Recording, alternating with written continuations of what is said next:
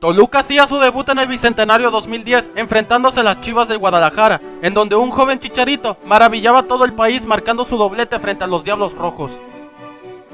No obstante, Carlos Esquivel recortó distancias a 8 minutos del descanso. Sin embargo, el conjunto del Güero Real sentenció el encuentro con una anotación del Venado Medina, llevándose los primeros 3 puntos en el Estadio Jalisco. En la siguiente fecha recibirían a Jaguares y a los primeros 14 minutos del primer tiempo Héctor Mancilla puso en ventaja al Chorizo Power. Sin embargo, el conjunto chiapaneco lograba empatar el partido sobre la hora con gol del Recodo Valdés y los Diablos Rojos dejaban escapar la victoria, sumando que a la fecha siguiente empataron sin goles frente a los Pumas del Tuca Ferretti. Para la fecha 4 recibirían al vigente campeón del torneo pasado, Monterrey. Antonio Naelson Ciña adelantaría a los Diablos Rojos. A los 65 minutos, Luis Pérez fallaría desde los 11 pasos, pero Alfredo Talavera se había adelantado antes del cobro, por lo que Lucho tuvo otra oportunidad y no la desaprovechó. Toluca sumaba 3 empates consecutivos en el torneo, y en la cancha del Estadio Corona, el Chorizo Power sufrió su primera derrota de la campaña tras ser derrotados por Santos Laguna con gol de Oribe Peralta. Toluca por fin ganaría en la fecha 6 tras desemplumar a las Águilas del América. Antonio Naelson Ciña puso en ventaja a los choriceros. En la segunda parte, Héctor Mancilla ampliaba el resultado y Manu de la Torre con un tiro libre marcaría el 3-0 destrozando el conjunto de Chucho Ramírez. No obstante, el Rolfi Montenegro hacía el gol del honor, pero aún así el Toluca sacaba sus primeros 3 puntos de la temporada y a la fecha siguiente empatarían a ceros contra el Morelia.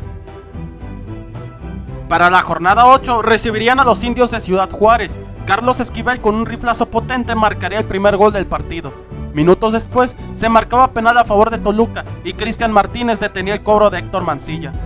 En la segunda parte, Héctor Mancilla ampliaba el marcador y cuando el partido agonizaba, aparecía Vladimir Marín para llevarse 3 puntos muy importantes en el infierno.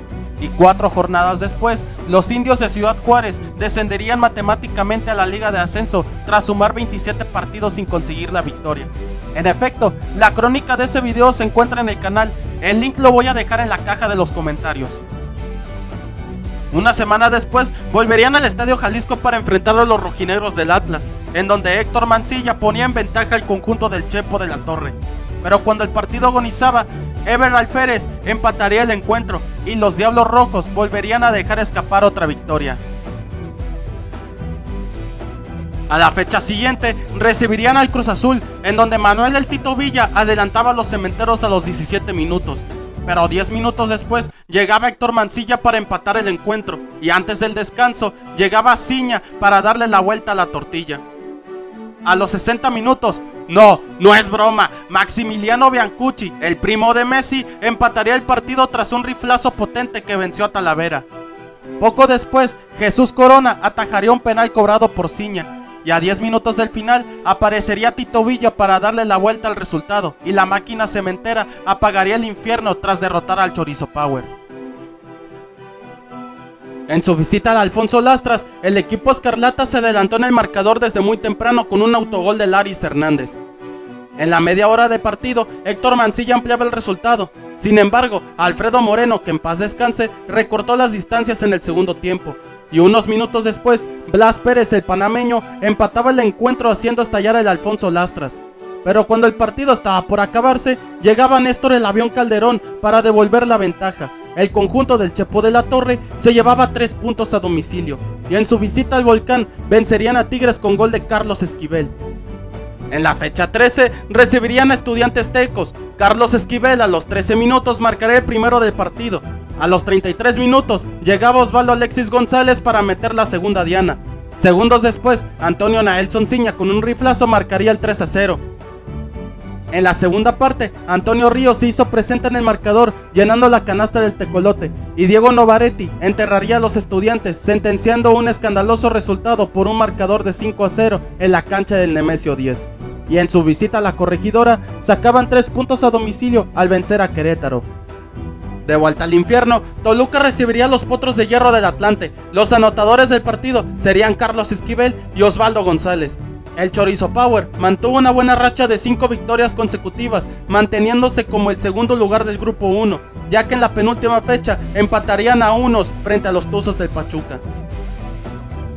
En la última jornada recibirían al Puebla, en donde Antonio Naelson Ciña puso en ventaja a los escarlatas, pero pocos minutos después llegaba Álvaro La Bola González para emparejar el marcador.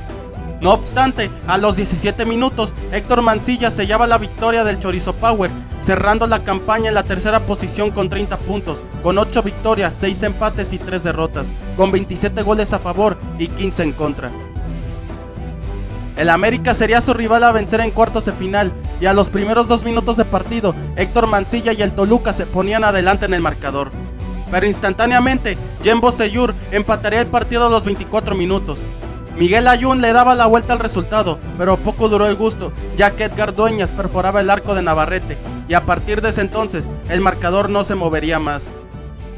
En el juego de vuelta, Antonio Naelson Ciña pondría en ventaja al Chorizo Power tras vencer a Armando Navarrete con disparo violento, y en la segunda parte, el Tripa Pérez sentenciaba la eliminatoria, dejando al América en el camino, y con un global de 4-2, el Toluca avanzaba a la siguiente ronda. El Toluca se vería cara a cara con Pachuca en la ronda de semifinales, en donde Diego Novaretti puso en ventaja a los Diablos Rojos. A los 60 minutos, Damián Manso emparejaba los cartones, pero a los 80 minutos llegaba Héctor Mancilla para devolverle la ventaja a los choriceros. No obstante, 5 minutos después, el Pachuca empataba el marcador con gol de Darío Zitanich, y Tuzos y Diablos se iban al Nemesio 10 con un empate a 2 goles. Y en la cancha de la Bombonera, Antonio Ríos marcaría el único gol del partido, dándole la clasificación al Toluca a una final más. El 20 de mayo de 2010, Santos y Toluca volverían a disputarse una final por segunda vez en la historia de los torneos cortos. A los 14 minutos llegaba Darwin Quintero para poner en ventaja al conjunto de Rubén Omar Romano. Sin embargo, llegaba Diego Novaretti para empatar el encuentro a los 22 minutos. En el segundo tiempo, Antonio Naelson Ciña le daba la vuelta al marcador a los 68 minutos. No obstante, Vicente Matías Bozo a 5 minutos del final marcaría el 2-2 definitivo, dejando todo para el partido de regreso. El 23 de mayo de 2010, el estadio Nemesio 10 volvería a albergar a un nuevo monarca del fútbol mexicano entre escarlatas y laguneros. A los 26 minutos, Osvaldo Sánchez atajaba una volea de Néstor Calderón que iba al fondo de la red, y 2 minutos después interceptaría un disparo de Mancilla. Antes del descanso, Alfredo Talavera con un manotazo atajaría un disparo violento de Oribe Peralta, y en el segundo tiempo, el cancerbero choricero evitó que Buoso adelantara a Santos en el marcador. A los 68 minutos, Osvaldo Sánchez atajó un derechazo de Héctor Mancilla, evitando que Toluca se pudiera adelantar. Poco después, Alfredo Talavera interceptaría un disparo de Quintero, y minutos después evitaba que Peralta marcara atajando con el rostro.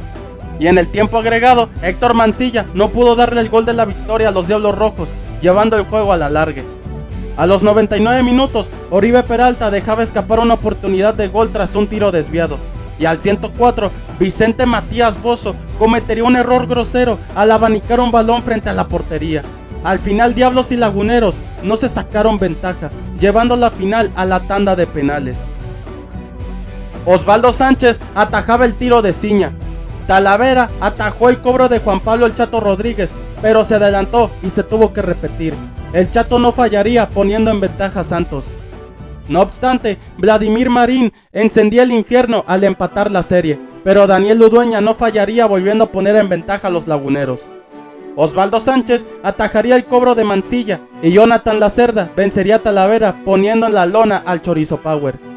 Sin embargo, llegaba Diego Novaretti para sacar agua del pozo, luego de que la pelota entrara llorando a la portería.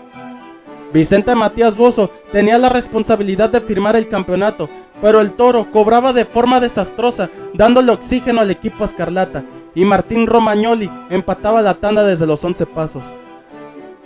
Carlos Adrián Morales tuvo la oportunidad de tocar el cielo con las manos, pero el michoacano cobró pésimo el tiro, llevando la tanda a muerte súbita, en donde Edgar Dueñas puso en ventaja a los Diablos Rojos, y todo estaba en manos de Talavera, quien atajó el cobro de Fernando Arce, y el campeonato se quedaba en el estadio Nemesio 10.